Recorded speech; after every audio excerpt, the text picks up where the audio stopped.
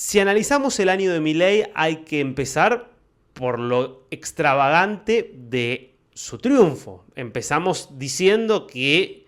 se trata del primer presidente libertario en la historia de América Latina, por lo menos, y te diría que autoproclamado libertario del mundo, y que gana las elecciones y se convierte en presidente en el país más estatista, o en uno de los países más estatistas de América Latina, como es la Argentina. Empezamos por ahí. Más allá de lo que implica haber ganado sin estructura política, cuando se creía que era imposible ganar una elección sin un anclaje territorial fuerte, sin también un respaldo claro por parte de los principales medios de comunicación, sin hacerle caso a los asesores tradicionales, convencionales del establishment en términos de cómo plantear un debate, de cómo plantear una estrategia de campaña. Bueno, ya todo eso hablaba de lo disruptivo que era el triunfo de Milei y hablaba también de lo que explica que alguien con esa capacidad de ruptura con el pasado ganara las elecciones, y es el hartazgo, el hastío generalizado de la sociedad argentina con lo que veníamos viendo desde hace tantos años. Un hastío que tiene que ver con el colapso económico, con más de una década de estancamiento, con una inflación cada vez más alta. Para tener algunos datos sobre la mano y en el análisis, Argentina terminaba 2023 y acá no estoy contando diciembre, es decir, no estoy contando el impacto de las primeras medidas que tomó Javier Milei desde el 10 de diciembre. Argentina estaba en noviembre con una inflación mensual de más del 12%, con un rumbo muy claro hacia la hiperinflación, pero al mismo tiempo con una recesión muy fuerte, con una caída del consumo que en noviembre había sido del 8% interanual, la caída del consumo, de empresas que estaban con problemas cada vez más grandes para fabricar, de la locura y el desquicio en el que estaban cualquier comercio que no sabía qué precio ponerle a las cosas, o que directamente no podía vender un montón de cosas porque no estaban entrando. Digo, esa situación que hacía imposible anticipar nada, prever, organizar hasta la vida desde lo más básico, generó un hastío con la política tradicional que termina volcándose en la idea de patear el tablero y de que gobierne alguien completamente diferente sin ningún antecedente ligado a los principales bloques de la política, el peronismo y el antiperonismo, nucleado en lo que primero era el radicalismo y después fue el radicalismo más el pro de Mauricio Macri. Ahora, si uno ve lo que pasó en este año de gobierno de Milei, uno ve la ruptura permanente y constante de muchas leyes que se creían, te diría, leyes de hierro de la política argentina, supuestos que se daban por válidos y que se vieron refutados. Hagamos un breve repaso. Una de las cosas que se daban por cierto es, si un gobierno tiene minoría absoluta parlamentaria, el de Milei es el gobierno más minoritario en la historia política argentina, no va a poder hacer ninguna reforma relevante. Si quiere aprobar una ley va a tener que negociar tanto que en definitiva no va a poder modificar nada. Bueno, un año después podemos confirmar que Milei ha aprobado el paquete de leyes más reformista por lo menos desde los 90, es decir, en más de 20 años y te diría que en 30 años. Reformas mucho más profundas que las que desde ya hizo Mauricio Macri, que las que hizo Alberto Fernández.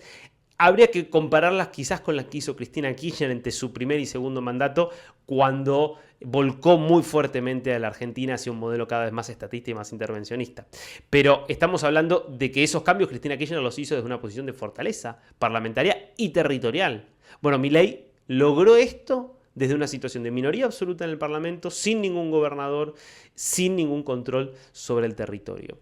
Primer punto. Segundo punto. Se daba como una verdad irrefutable el hecho de que si un gobierno aplica un ajuste muy fuerte sobre el gasto público y provoca una caída muy drástica del salario real como consecuencia de ese ajuste, va a haber un estallido. Sobre todo si es un gobierno no peronista, siempre acechados por la posibilidad de que el peronismo sacara a la gente a la calle. Lo que estamos viendo es que, transcurrido un año, no solo no hubo un estallido, sino que hubo un impacto mucho menor de cualquier tipo de protesta o de manifestación callejera que en cualquier año anterior. Y no solo eso, sino que Milei termina el año de gobierno como el presidente que mayor nivel de confianza tiene si tomamos como referencia el índice de confianza en el gobierno que mide la Universidad de Itela, que es probablemente la encuesta de opinión pública más confiable que tiene la Argentina en términos políticos, porque se mide desde hace más de 20 años, es independiente de cualquier tipo de interés político, de cualquier tipo de interés económico, y no pregunta por la imagen que tiene un candidato, un presidente, sino que lo que mide es la confianza que tiene la ciudadanía en el gobierno a partir de muchas preguntas que hacen una confianza general, no a si te cae bien el presidente. Y lo que vos ves es que ese índice te muestra que Milei, al cabo del primer año de gobierno, es el que mejor termina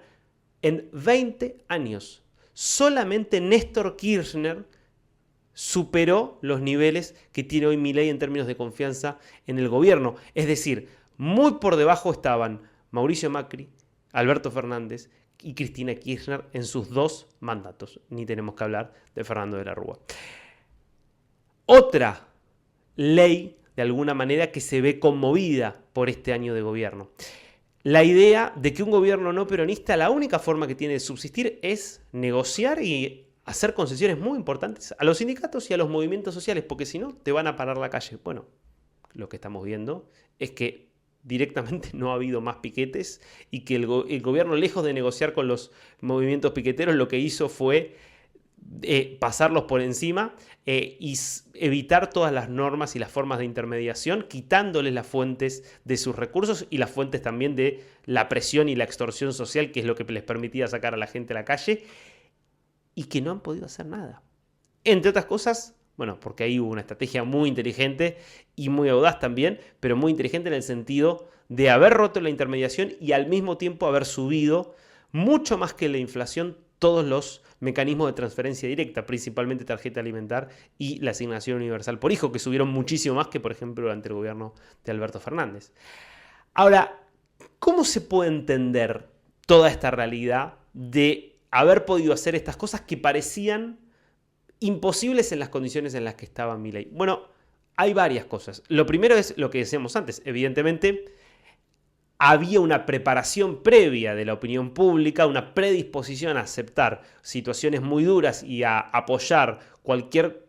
alternativa que ofreciera un cambio posible frente a un modelo económico-político que estaba agotado. Y en la medida en que el gobierno pudiera cumplir con la principal promesa que tenía, con el principal desafío que era controlar la inflación,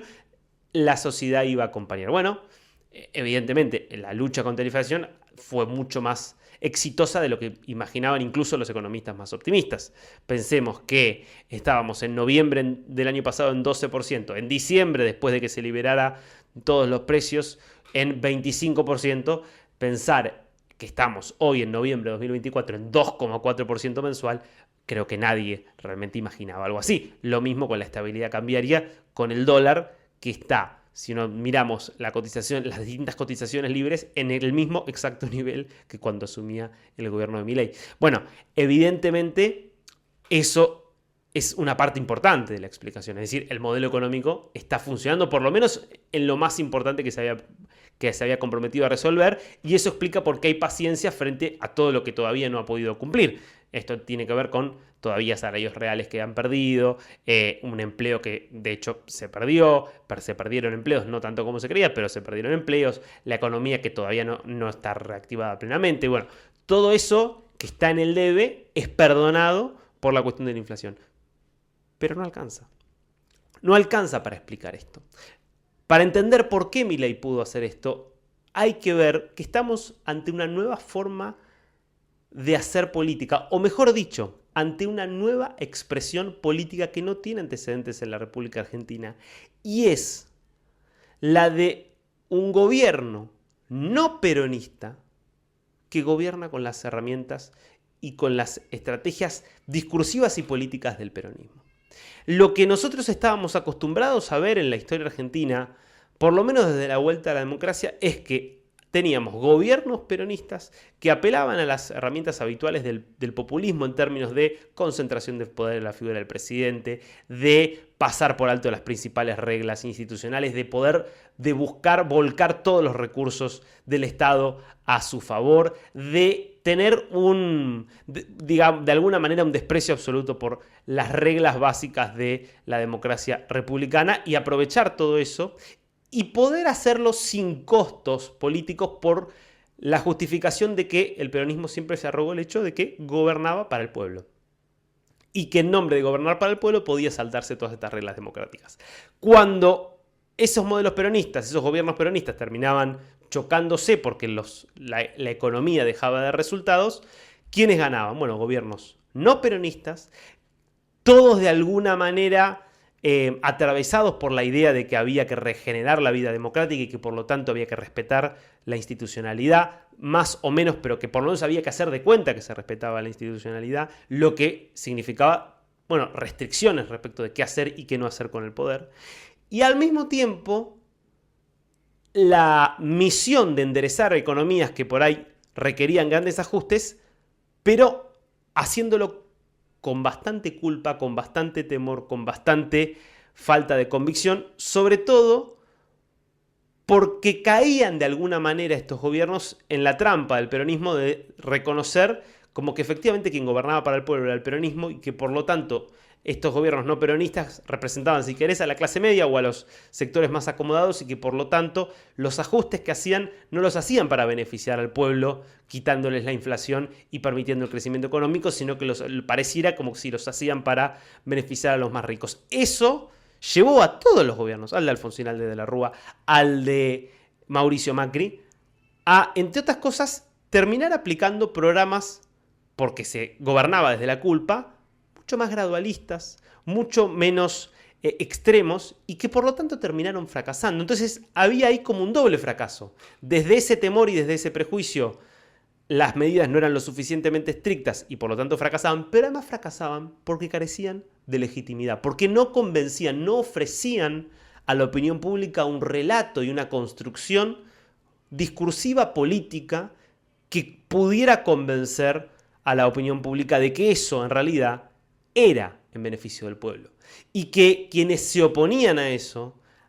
eran en definitiva quienes vivían del pueblo. Lo que logró Milei con su lógica 100% populista,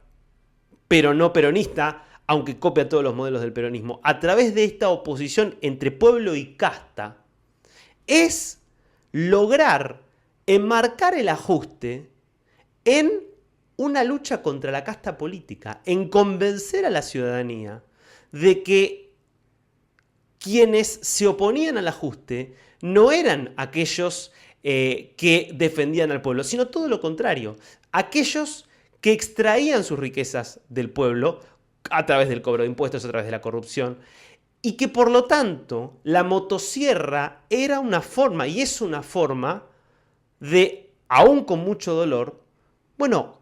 golpear a aquellos que habían expoliado al pueblo durante tantos años y devolverle a la ciudadanía las riquezas que le habían sacado. Esto que en definitiva es un relato que puede tener más o menos coincidencia con la realidad, fue extraordinariamente eficaz porque logró construir una nueva forma de polarización que dejó a la oposición no peronista prácticamente diezmada y porque al mismo tiempo dejó al peronismo sin argumentos. Porque hoy el peronismo tiene enormes dificultades para seguir diciendo que gobierna en nombre del pueblo. Porque Milei está planteando eso. Al haber opuesto casta versus pueblo y al haberse puesto en el lugar del pueblo. Es la primera vez que vemos un gobierno no peronista que dice: yo hago un ajuste y lo hago en nombre del pueblo y por lo tanto lo hago sin culpa, sin ningún miramiento, sin ningún temor. Bueno, en esa convicción está también el éxito de las medidas, porque fue mucho más audaz que cualquier otro gobierno y en esa audacia las medidas dieron resultado y al mismo tiempo porque tuvo una convicción y una capacidad de construir un relato creíble que es lo que explica que hayan podido funcionar, por lo menos en este primer año, al mismo tiempo que explica el abuso de poder, el irrespeto por cualquier lógica republicana, que claramente es lo que caracteriza a este gobierno, que de republicano no tiene absolutamente nada, una enorme capacidad para maniatar a la oposición, para reducirla, para dejarla realmente sin capacidad de respuesta. O con respuestas que son realmente muy, muy limitadas. Esta es, me parece, la gran novedad que trae Javier Milei a la política argentina. Es una novedad que también tiene ecos en buena parte del mundo con distintos tipos de liderazgos populistas que desafían al establishment político tradicional y que están teniendo bastante éxito, sobre todo por el descrédito que acumula el establishment político en todo el mundo por la forma en la que se ha ido separando en su visión de la realidad de los intereses reales de las mayorías y de lo que les pasa a las mayorías, y marca, evidentemente, un antes y un después, por lo menos en la política argentina. La pregunta hacia adelante es, bueno, si esto efectivamente tiene éxito, si esto efectivamente logra mantener un orden económico y sienta las bases para que haya un desarrollo y un crecimiento sostenido, ¿estamos entonces ante una amenaza? Porque precisamente sería la consolidación de un populismo que no respeta demasiado los límites por el poder. ¿Hasta dónde puede llegar esa amenaza? Y segunda pregunta, independientemente de si tenemos que preocuparnos por esto o no, ¿es el hecho de que Milei esté teniendo éxito tomando las mismas herramientas del peronismo la prueba definitiva de que no hay lugar en un país como la Argentina para que haya un gobierno exitoso que sea un gobierno liberal, democrático, pluralista, que respete al otro, que respete las diferencias? ¿Es la constatación de que la Argentina solo puede ser gobernada a través del populismo?